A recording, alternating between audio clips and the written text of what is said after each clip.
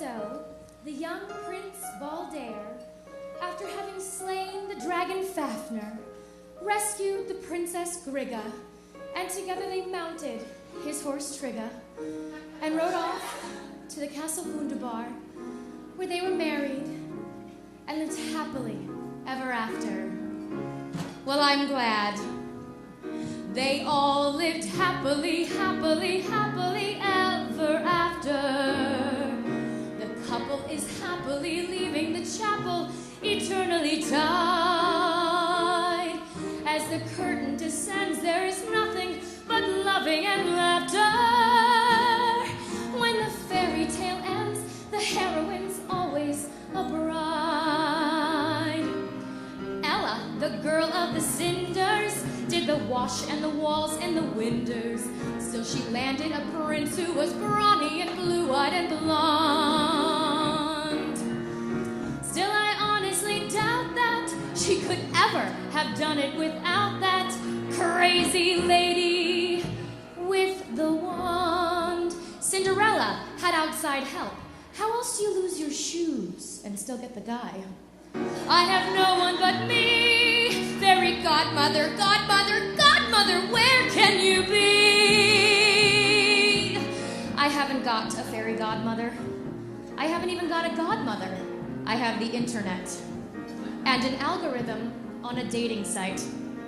Snow White was so pretty, they tell us that the queen was insulted and jealous when the mirror declared that Snow White was the fairest of all. She was dumped on the border, but was saved by some men who adored her. Oh, I grant you, they were small, but there were 7 of them. That's 1 for every day of the week. I'm alone in the night, by myself, not a dwarf, not an elf, not a goblin in sight. That girl had 7 determined little men working day and night just for her. Even Anne Romney only has like 5 housekeepers.